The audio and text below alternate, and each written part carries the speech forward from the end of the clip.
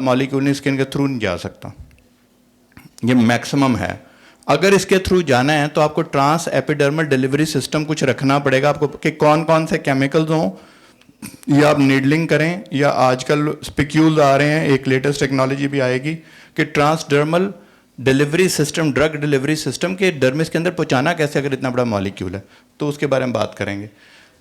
इसके बाद जाता है नायासिन, उसके बाद बनती है निकोटिनामाइड। नायासिन से निकोटिनामाइड बनती है, निकोटिनामाइड से नैड बनती है। ठीक है जी, ये सबसे आसान आपको दिमाग में रखने का तरीका है। ये विटामिन B3 है, इससे फ्लशिंग नहीं होती है, नॉन फ्लशिंग मॉलिक्यूल है स्किन के लिए।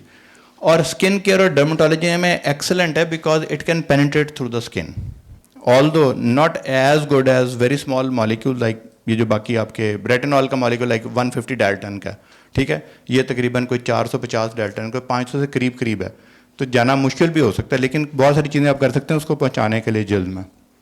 नैड जो है ये कोएंजाइम है, ये जो है ये आपको लगाना तो पड़ता है इंजेक्शन से, ये माइक्रो नीडलिंग चैनल से, राइट, लेकिन देयर आर अदर टेक्निक्स, उसमें उसको भी आप जल्द में पहुंचा सकते हैं। ठीक है जी।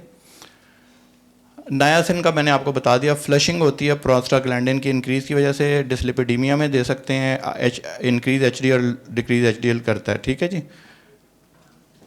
अच्छा, आपको पता है कि HDL आपका ज़्यादा होना सेफ है, ठीक है, 40 से ज़्यादा होना चाहिए। निकोटिनामाइड जो है, जो मैंने आपको बताया कि नायासिनामाइड जो ये आजकल जो बहुत सारे सीरम्स आपने देखे होंगे, and I am a big fan of that. आपको पता है कि ये स्किन की कलर को भी कम करता है। कैसे करता है? इसका बड़ा एक यूनिक एक पैथवे है जो कि आप यूज़ नहीं करते। हम क्या करते हैं, हम कहते हैं कि एंटी पिगमेंटेशन जो मॉलिक्यूल हैं सारे एक तरह के होते हैं, कि चूँकि सारे के सारे टायरानोज की इनहिबिशन करते हैं। No, this actually stops the transfer of melanosomes from melanocytes to keratinocytes. मेरी बात समझ आ गई? इसका एक यूनिक पैथवे है। सो नायासिनामाइड जब भी आप कभी और चीज़ें दें उसके साथ नायासिनामाइड सीरम आप बड़ा खुल के दे सकते हैं। Why? Because of the few things. देखें, ये एक तो बड़ा स्किन फ्रेंडली है, इरिटेट नहीं करता। दूसरा ये है कि वो चले भी जाता है, इंक्रीज करता है सीरामाइड सिंथेसिस, बैरियर की रिपेयर करता है, बैरियर फंक्शन को रिपेयर करता है बिकॉज सीरामाइड को इंक्रीज करता है, डिक्रीज करता है इन्फ्लेमेशन। ये एक्ने और रोजेशिया के पेशेंट में भी ये आप दे सकते हैं। अगर कोई कहता है ना पेशेंट मैंने मेडिसिन नहीं लेनी, आजकल जिस तरह हो गया नहीं, मैं मेडिसिन के बगैर, मैं तो ऑर्गेनिक ही पैदा हुई थी, ऑर्गेनिक ही मरूंगी, तो मैंने करना ये बगैर मेडिसिन से जीना है, तो आप इनको ये दे सकते हैं। ठीक है जी। डिक्रीज पिगमेंट ट्रांसफर करता है। ठीक है, तो माइल्ड एंटी एजिंग इफेक्ट्स है, लेकिन एंटी एजिंग इफेक्ट्स इसके और नहीं आएंगे, सिर्फ ये आएंगे। तो आप इसके साथ क्या दे सकते हैं? रेटिनॉल्स दे सकते हैं। ठीक है जी। अच्छा, ये गोल्ड स्टैंडर्ड है फॉर टॉपिकल B3। अगर आपने टॉपिकल B3 तो आप नायासिनामाइड देंगे। अब इससे जो नेक्स्ट चीज़ आ गई वो आ जाती है कि आपने उससे मिलती जुलती दो चीज़ें और हैं जिसका आपको पता होना चाहिए। किधर गया? अच्छा हाँ, निकोटिनामाइड राइबोसाइड। अब आपने इसका बड़ा नाम सुनेंगे आइंदा आप 1-2 साल में बहुत ज़्यादा।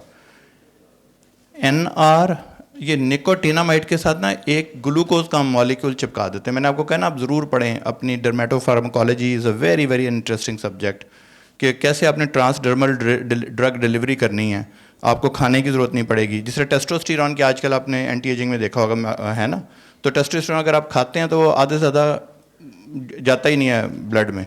हम स्किन के थ्रू बजाय इसके के, अब आपको अभी शायद आपको पता होगा अब इंसुलिन भी आने लग जाएंगी, जहाँ पे आप इंसुलिन पैच लगा लिया करेंगे और 24 घंटे थोड़ा देता रहेगा।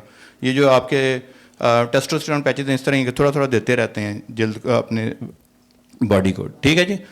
ये क्या करते हैं, ये निकोटिनामाइड और नैड जो है ना, ये मैंने आपको बताया था कि पहले आएगा नायासिन, फिर नायासिनामाइड, फिर उसके बाद एक चीज़ जो रह गई थी जो अब नई पता चली है कि वो NR और MNM जो है वो दोनों कैसे हैं? NMN, तो निकोटिनामाइड मोनोन्यूक्लियोटाइड और निकोटिनामाइड राइबोसाइड। ये आपको दो मॉलिक्यूल्स आइंदा के साल 2 साल में बहुत अच्छे आपको अभी आप देखेंगे बहुत सारी चीज़ों में डलने लग गए हैं। Why? They are the precursors of NAD. तो नैड जो है वो इसका फाइनल आउटकम है। अब हमने क्या किया कि बजाय इसके कि हम इतने प्रीकर्सर्स पे जाएं, हम डायरेक्ट नैड ही क्यों ना लगा दें जल्द में। तो that's what this NAD is. ठीक है जी। इसको हमने बाईपास कर लिया सब चीज़ों को और हमने कहा नैड ही लगा देते हैं। उसके कुछ फ़ायदे और कुछ नुकसान हैं, लेट्स गो थ्रू दम। अच्छा, ये जो ड्रग डिलीवरी है ना, रूट जो है, ये आपको पता होना चाहिए, क्योंकि अभी आपको बहुत सारी पता चलेंगे। अभी जिस तरह हरून साहब भी बता रहे थे कि अब हम माइक्रो चैनल क्यों बनाएं भी कि ना बनाएं, उसका फ़ायदा भी है कि नुकसान है, ये आपने ज़रूर इंजेक्शन से लगाने। बहुत सारी चीज़ें जो है ना वो सिर्फ 3 रूट से जा सकती हैं स्किन के अंदर।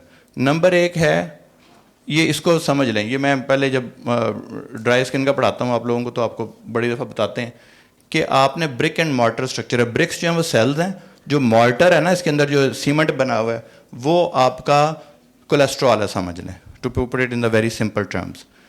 अब एक तो है कि जो सीधी थ्रू एंड थ्रू चलेगी चीज़, उसको कहते हैं ट्रांससेलुलर, सेल के थ्रू भी होके चले जाते हैं कुछ मॉलिक्यूल्स, उसके बाद में हम बात करते हैं। कुछ जो है वो इस तरह ना, जहाँ जहाँ सीमेंट है उसके थ्रू आ कहते हैं वो इंटरसेलुलर होती है, कुछ फॉलिकल के थ्रू चले जाते हैं, ठीक है। तो हमारे जो बहुत बड़े मॉलिक्यूल हैं, फॉर एग्जांपल एक्सोसोम्स जो हैं, वो मैंने एक दफ़ा पता नहीं किसी ने मुझसे पूछ रहे थे पैड उसके फॉर्म पे कि देखें जी पता नहीं ये बंदा कैसी सी धोखे वाली बात एक डॉक्टर बता रहा है, ये कैसे एक्सोसोम कैसे स्किन में चले जाता है। और भाई एक्सोसोम इतने बड़े मॉलिक्यूल हैं कि वो इनको जाने की यहाँ ज़रूरत नहीं, वो सीधा हेयर के थ्रू चले जाते हैं। जो बड़े मॉलिक्यूल हैं वो हेयर के थ्रू और वहीं जाके अपने रिजाइड करते हैं और वहीं से निकलते रहते हैं आहिस्ता आहिस्ता, ठीक है जी। दूसरे कुछ मॉलिक्यूल हैं जिनको हम क्या बोलते हैं,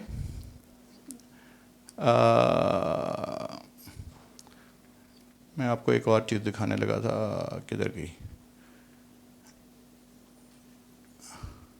हाँ ये वाली। 2 तरह के होते हैं मॉलिक्यूल, हाइड्रोफिलिक होते हैं और हाइड्रोफोबिक होते हैं। जो हाइड्रोफिलिक हैं वो होते हैं जो कि वाटर में सॉल्व भी हो जाते हैं और वो तमाम चीज़ों से गुजर जाते हैं जो कि वाटर सॉल्युबल होती हैं, जिस तरह आपके सेल्स हैं। लेकिन सेल की मेम्ब्रेन जो है वो क्या होती है, वो लिपिड होती है, और दरमियान में भी आपके जो सीमेंट है वो भी लिपिड वाला है।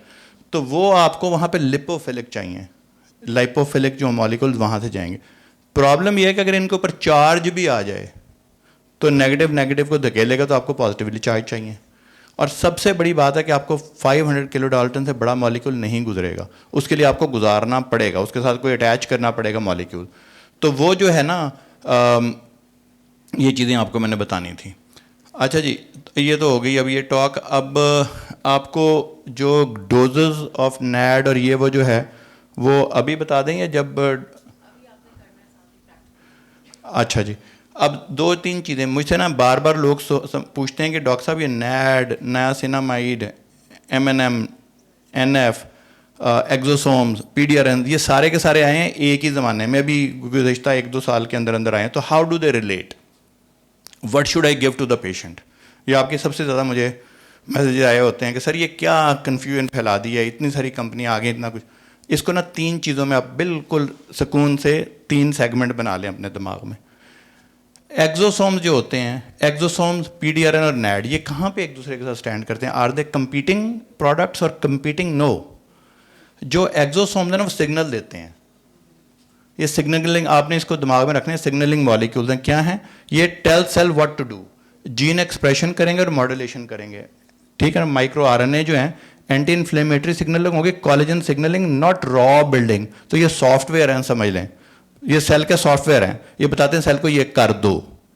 अगर आप किसी को मजदूर को कहें दीवार बना दो, उसके लिए आपको मजदूर में एनर्जी चाहिए, वो कहाँ से आएगी? नैड से। उसके लिए आपको बिल्ड करने के लिए ईंटें चाहिए, कुछ स्ट्रक्चरल चीज़ें चाहिए, वो आपका कौन सा करेगा? PDRN करेगा। तो दिमाग में ये बड़ी सिंपल चीज़ें रखें। PDRN जो फ्यूल भी है और रिपेयर सबस्ट्रेट भी है। लोग समझते हैं सिर्फ फ्यूल है, ये रिपेयर सबस्ट्रेट भी है, ठीक है ना जी। तो ये आपने दिमाग में रखना है कि आपको एक सिग्नलिंग चाहिए, एक सबस्ट्रेट चाहिए और एक एनर्जी चाहिए। जो तो इसकी अपनी अपनी जगह हैं। अब आप जो भी आप जाओगे ना, अब पहले था ना, पहले हम हाईली इन्वेसिव करते थे, फिर मिनिमली इन्वेसिव की तरफ आए, अब हम चाह रहे हैं नॉन इन्वेसिव चीज़ों की तरफ आ जाएं। लेकिन नॉन इन्वेसिव चीज़ें मेरे हम्बल ओपिनियन में वो आपको मेंटेनेंस के लिए करती हैं। अगर आप नैड तो रोज़ाना इंजेक्ट तो नहीं कर सकेंगे, ना आप लाइपोसक्शन रोज़ाना कर सकते हैं, ना आप लेज़र रोज़ाना कर सकते हैं।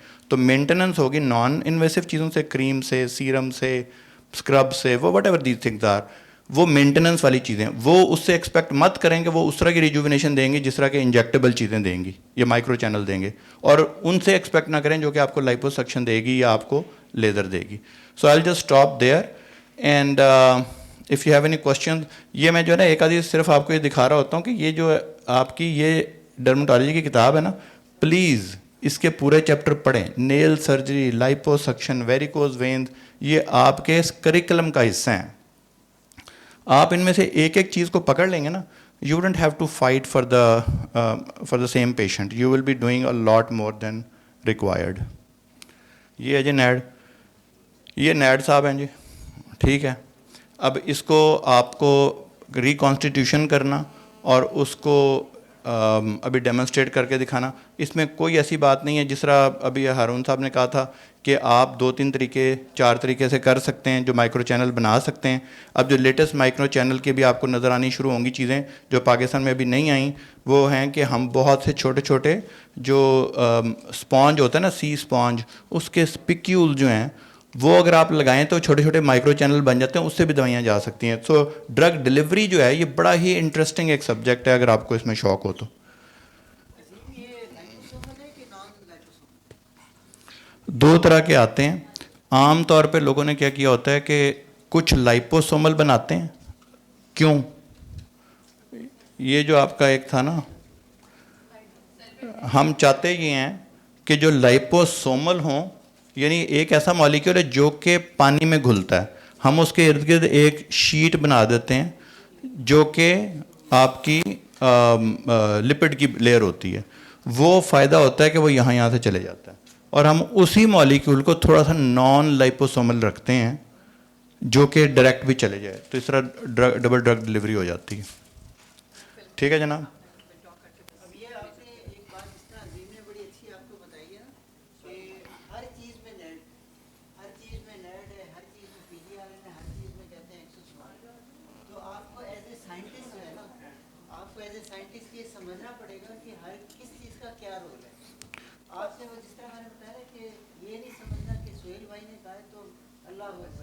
अच्छा, फिर ना सुहेल भाई नाराज़ भी पता फिर क्यों होते हैं आपसे, फिर मुझे कहते हैं ये फ़लाँ डॉक्टर को मैंने बेचा था सर, या देखें इसको इस्तेमाल नहीं करना आता और मुझे ये अलामे सुना रहा है कि मेरी लेज़र ठीक नहीं है या मेरा कैनुला ठीक नहीं है। या अब देखें, अगर आप नैड से बेचारे से या कॉपर से, या डॉक्टर शादिया बताएंगे भी मेरे ख्याल में आपको क्रॉस लिंक्ड हाइड्रोनिक एसिड, और एक और डॉक्टर साहब बताएंगे इधर गया हमारा वो एक फोर्जा।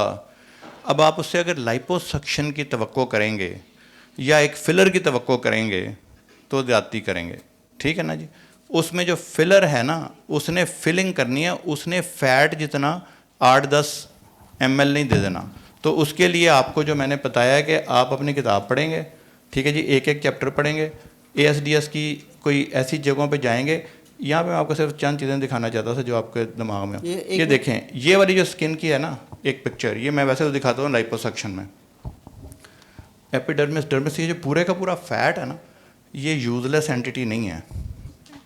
इसमें बहुत सारे सेल्स ऐसे हैं जो कि आप सेल से ले सकते हैं चीज़ें, और कुछ चीज़ें जो कि अब हमें नॉन सेलुलर भी आने लगी, नहीं हमें सेल से लेनी पड़ती है। लेकिन इसमें डॉक्टर शादी भी शायद आपको, आप आज के उसमें स्टेम सेल तो नहीं है शायद आपका मौजूद।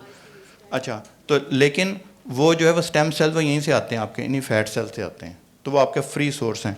अगर आपने इस पे करना चाहेंगे ना कोई, आप लाइपोलाइसिस किसी इंजेक्शन से, इस बेचारे पेट ने कहीं नहीं जाना लाइपो से। आप कहेंगे कि जी मैंने पूरी की पूरी 10 बोतलें लगा दी, सुहेल साहब ने लूट लिया, इतने पैसे ले लिए, पेट तो वहीं का वहीं है। और भाई सुहेल साहब ने इसके लिए तो बेची नहीं थी आपको चीज़। ठीक है जनाब।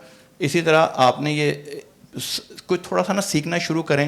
अब मुझे लगता है ये हारून को ही कहना पड़ेगा, क्योंकि हारून मार्केटिंग में काफ़ी सही है कि वो कि जी ये सीखें।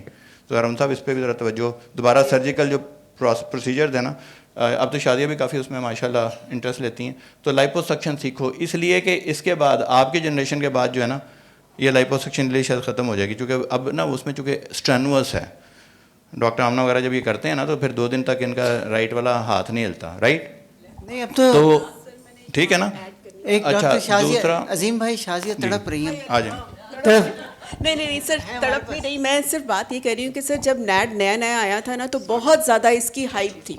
अच्छा, अमेरिकन एकेडमी में एक लेक्चर था रिजुविनेशन मेडिसिन के ऊपर, तो उसमें ये क्वेश्चन जब पूछा गया तो उन्होंने एक बहुत ज़बरदस्त जवाब दिया। उन्होंने कहा कि जी जो सिंपल नैड है वो CD38 के ऊपर, उसको इस कॉल CD38 सिंक। आप नैड देंगे, आपका जो एजिंग सेल है वो CD38 बना रहा है, वो उसको खा जाएगा। जितना नैड देंगे उतने एजिंग सेल खा जाएगा और उतना ज़्यादा हो जाएगा। तो अब न्यू कॉन्सेप्ट ये है कि आप नैड के साथ एंटी CD38 दें। तो ये जो नैड के साथ हमें लगता है ना, जो एक्स्ट्रा चीज़ें लगाई हुई हैं, ये क्यों लगाई हुई हैं, वो एक्स्ट्रा चीज़ें इसीलिए हैं कि they will work as a anti CD38 cells. So that is the मतलब जो आपको सिंपल नैड में और इसमें जो फ़र्क है, ये तो खैर टू बी वेरी ऑनेस्ट मैंने कभी भी इनका भी यूज़ नहीं किया, लेकिन ये कि ये आहिस्ता आहिस्ता पता चलेगा कि वाकई ही ये आपके इन्फ्लेमेटरी मार्कर्स को इंक्रीज़ कर रहा है या as an anti aging. Doctor Azeem इसके बारे में बेहतर हमें और बता सकते हैं। एंटी एक्चुअली ऑनेस्टली एक बात हमेशा याद रखें, इन्फ्लेमेशन किल्स सेल्स। जहाँ पे इन्फ्लेमेशन है ना, अगर किसी को गट में जब हम लाइपो वो करते हैं ना, कभी कोलोनोस्कोपी करवाते हैं पेशेंट की हर 50 ईयर्स के बाद, आपको खुद भी करवानी चाहिए। अगर इन्फ्लेमेशन हो ना गट में, तो हमें ख़तरा होता है कि इवेंचुअली क्या करेगी, मेलिग्नेंसी करेगी। सेल्स में, आम सेल्स में जब भी इन्फ्लेमेशन होती है वो दो ही के काम करती है, या एजिंग करती है और या क्या करती है, मेलिग्नेंसी करती है। आपके ओरल म्यूकोजा में जब बहुत अरसे तक LP रहता है तो हमें क्या ख़तरा होता है। मेरा एक क्लास फेलो है उधर अपना सऊदी अरब में, वो आया कुछ अरसे पहले, तो उसका इतना बड़ा कट लगा हुआ। मैंने कहा क्या हुआ है, शायद एक्सीडेंट हो गया था। ही हैड ओरल CA, टंग का CA, because of what, LP। और वहाँ पे कोई गधा था डर्मेटोलॉजिस्ट ने कहा जी कुछ नहीं होता, ये तो स्किन का मसला है। अब सऊदी अरब में very like very reasonable place, and he ended up having half of his tongue is cut. तो inflammation is bad, wherever you see it you have to kill it. अच्छा। जितने मॉलिक्यूल हैं ज़्यादातर ये, अच्छा ये वाला जो मैं आपको सिर्फ हरून में एक सेकंड से ये दिखाना, ये देखें, ये वाला जो है ना, अब आप अगर इससे एक्सपेक्ट करेंगे कि कोई ये लाइपोलाइसिस के मॉलिक्यूल ठीक हो कर दें, इसको ऐसे नहीं करेंगे। इस तरह के किधर गया ये नेक्स्ट वाला जो है, तो एक दो अगर आपको देखें, जाके पिक्चर देखें, पेशेंट को देखें, उसके लिए आपको लाइपोसक्शन ही करनी पड़ेगी। अब जो हमारे जो नई लेज़र्स आई हैं उसका फ़ायदा क्या है, उससे टाइटनिंग हो जाती है। और अगर बहुत कम फैट हो जिसमें आपको लगे कि कैनुला जाने की ज़रूरत ही नहीं है, यार ये तो बड़ा कम फैट है, उसके लिए आप लेज़र लाइपोलाइसिस करेंगे। ठीक है जनाब। अजीम इसकी कोई और भी तस्वीर दिखा दें अगर लेज़र और लाइपोलाइसिस। आगे वो किधर गया है काउंटर, यार यहाँ पे मैंने रखा था। अच्छा वो पता क्या, IV नैड हो गया, IV आपको इवन कॉपर पेप्टाइड भी आपको ऐसे से नज़र आएंगे। आपको अब अमेरिका में बहुत सारी, और ख़ास तौर पे कनाडा में बहुत सारी विटामिन के ना क्लिनिक्स हैं, और वो वहाँ पे आपको नैड लगाते हैं। तो वही वाली चीज़ जो है, वही वाली चीज़ जो कि वो कहते हैं पूरी बॉडी को एनर्जी चाहिए। आई डोंट नो कि FDA ने अप्रूव इनमें से कोई भी चीज़ नहीं की, बस इसलिए कि जो मार्केटिंग इतनी ज़्यादा स्ट्रॉन्ग है। अच्छा ये लेकिन कह रहा था ये देखें, ये और पेशेंट है राइट, ये सारे का सारा जो कॉन्टूर आप बनाते हैं वो आप इन चीज़ों से नहीं बना सकेंगे। ये एक और पेशेंट है, देखें ये जो है ना डबल चिन जो है, ये आप उसी वक्त करेंगे जब आप फैट हैज़ टू बी। अच्छा, और इस फैट को गिराने की ज़रूरत नहीं है, इस फैट को अब ये जो रेजिस्टेंट फैट है that is your asset. Why? Because वो आप वहाँ कहाँ लगाएंगे, आप अब आप नेज़ोलेबल पे लगा दें, कहीं और लगा लें, या उसको फ्रीज़ कर दें। फ्रीज़ आप -80 पे कर सकते हैं बाय द वे, ठीक है। तो ये वाली जो चीज़ें हैं ये आपको बगैर उसके नहीं कर सकते आप। अब ये वाला केस जो है ना, ये तो मैंने तो किया हुआ बहुत पुराना, लेकिन अगर आजकल के दौर में हो तो मैं इसको रेडियो फ्रीक्वेंसी से, या ये जो लेज़र आपके 1470 लेज़र जो है, ठीक है, फोर्जा से कर सकते हैं, ठीक है जी। अच्छा, जब भी एक और बात है अजीम भाई बताना भूल गए, और डॉक्टर मोमना ने बड़ा राइटली पॉइंट आउट किया कि नैड IV जब भी लगाने लगे तो हमेशा एक गाना गाया करें। कौन सा भला? कांटा लगा। क्यों भला? हाँ, याद आया?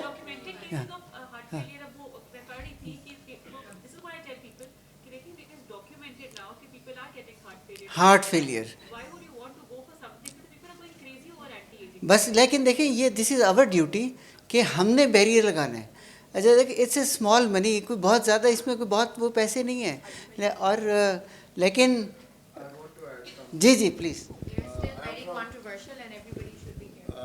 न्यूयॉर्क में जब ये नैड आया था तो हम लोगों ने बहुत लगवाया था न्यूयॉर्क में, और उसके लिए हमें वहाँ पे 8 घंटे बैठना पड़ता था, क्योंकि इसका ट्रिक यही है कि बहुत स्लो IV आपने लगाना है जी। और उसका वाकई बहुत एंटी एजिंग फील होता है, मतलब हम लेथार्जी जो हमारी 2-3 महीने के लिए गॉन विद द विंड हो जाती थी। और वहाँ बड़े बड़े आईवी सेंटर्स बने हुए, but you have to stay there for 8 hours, they put Netflix, they give you food, everything. यहाँ पे लोग ना स्पीड से लगाते हैं, इस वजह से हार्ट फेलियर वगैरह का आ रहा है। That's very true. It has to be given over 6 to 8 hours ideally. Exactly. And the other thing is that one thing that we have to remember, that all these new molecules which are set to work on anti-inflammatory pathways, we still don't know their mechanism of action, what they would do on malignancies. So with younger people being diagnosed with breast and colon and rectal CAs, we should be very, very careful कि NAD तो exosomes भी नहीं, तो we should work up the patient before we are trying to do something like that, because we can be playing with the life of the patient. Even NMN, resveratrol, ये सब चीज़ें जो हैं वो oncologists approve नहीं करते क्योंकि इन पे research जो है वो established नहीं है.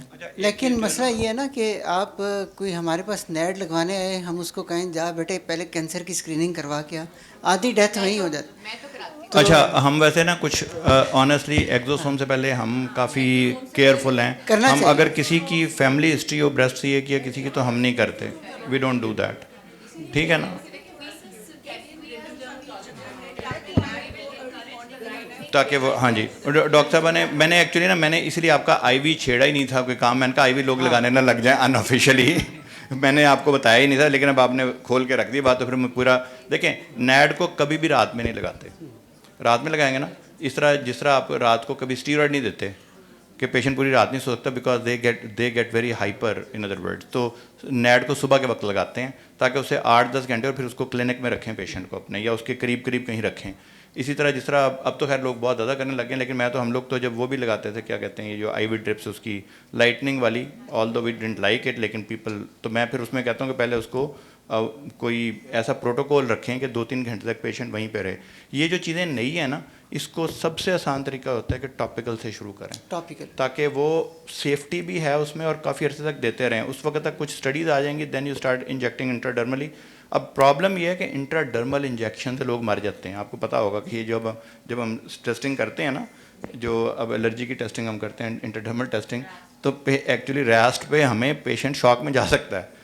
तो आपने एलर्जी टेस्टिंग करते हुए, तो इसका मतलब है कि इंट्राडर्मल भी कोई इतना बिनाइन नहीं है, तो you have to be careful, ठीक है जी। बस ये 2 चीज़ें आपने टेक होम मैसेज में ज़रूर याद रखनी है कि ये जो आईवी नेड और आईवी कॉपर और एनर्जी बूस्टर ड्रग्स, ठीक है, इसमें इन सब में अगर आपको याद रखना है कि नॉट एन ईजी, ये ऐसा नहीं है कि आप पेशेंट को 2 घंटे में, आधे घंटे में लगा के वापस भेज दें। Follow the